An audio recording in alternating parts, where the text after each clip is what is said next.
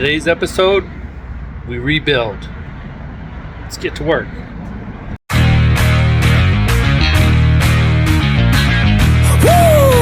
It's go, go, go, go, go, go, go time.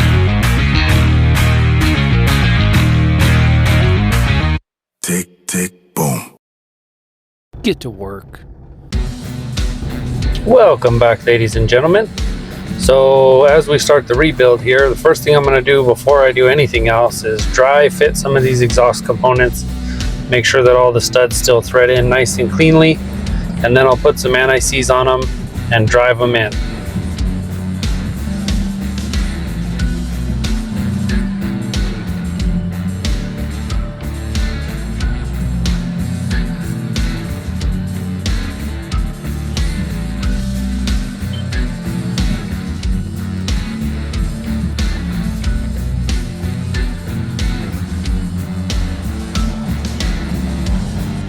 So the best way I know of driving these studs back in is the double nut technique, or jam nut, or whatever you want to call it.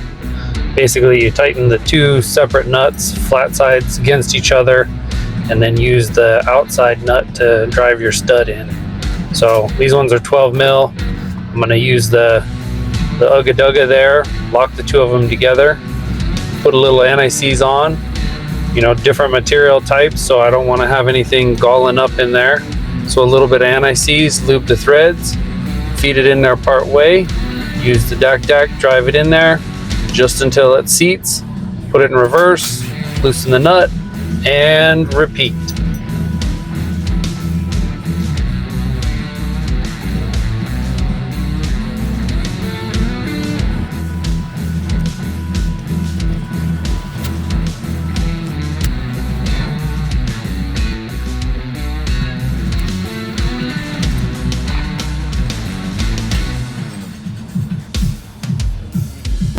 Of course, counting to make sure I haven't lost my nuts.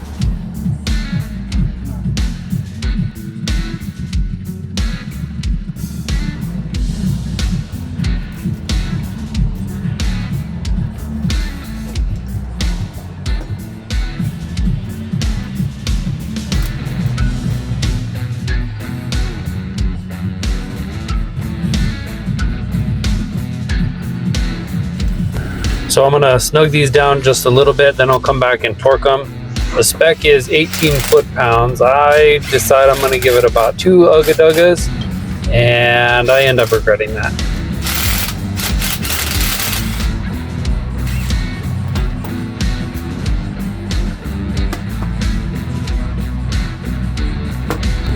Well, now wasn't that exciting? So, the only way to fix it proper, drill it out, put a helicoil in there. So we'll go over that. Step 1, drilling out the hole to the proper size. This is gonna auger out all of the ruined threads and give us just the right size hole that we can tap it for the new helicoil. Well then, of course, lube up your tap really well and then run her in there. You'll notice that the exhaust is filled up with a little tissue so that we don't get chips down in there. And then I'll clean it out real good, blow out the little chips from the tap. We'll be good to go. Carefully thread the new helicoil in there with a little bit of permanent thread locker on it. Be careful, you don't want to cross thread at this point. And some of these are kind of delicate going in. Then you snap off the little tab. Good to go. Run the stud back down in there. Ugga Dugga away. We'll get this thing put back together.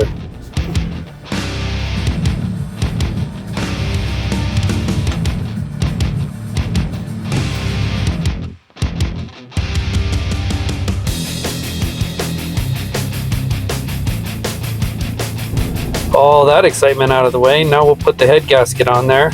Make sure that the numbers face towards the block, and I'm just double checking to make sure that everything's going to seal up proper. We'll lay the head on there very carefully because we don't want to misplace that head gasket, and then get the dowel pins lined up, everything like that, and we'll get the head bolts put in.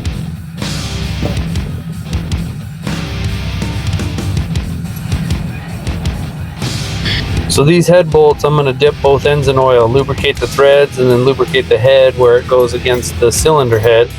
That way we get the proper torque reading and the proper torque value as we tighten them down. Then I'll use the special tool to thread them down by hand.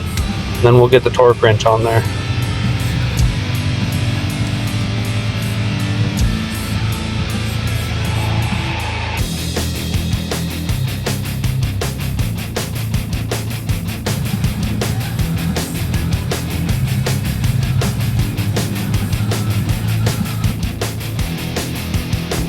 According to specification, we tighten these down to 40 Newton meters, or about 29.5 foot-pounds, and then it's another quarter turn and another quarter turn. So these are torque to yield fasteners, which is part of the reason why they're one-time use only. I'm going to put the torque sequence up there on the screen.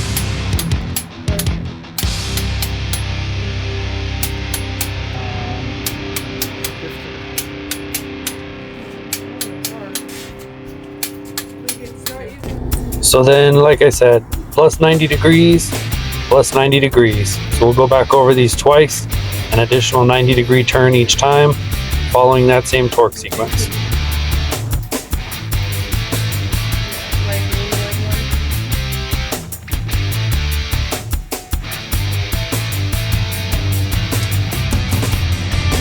Then these little guys right here get torqued last, 8 Newton meters or 6 foot-pounds, and then plus 90 degrees.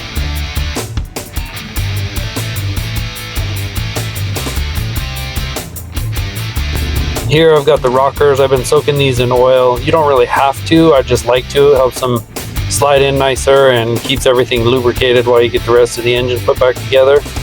Then some assembly lube, and the cams go back in. Orientation is a little bit important on these. You want to make sure that the marks face the correct direction.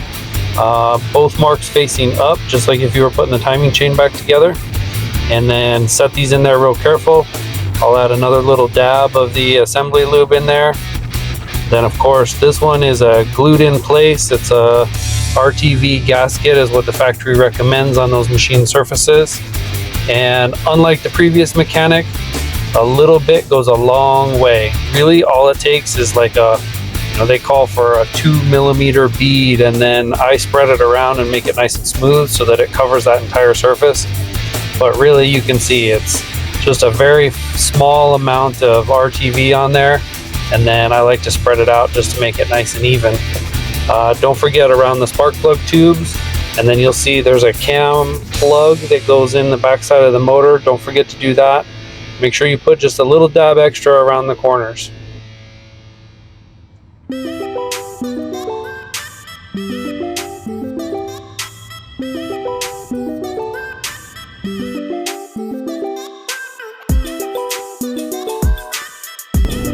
There's that cam plug I was talking about, and you'll see me put the little extra RTV at the corner where it meets with that cylinder head.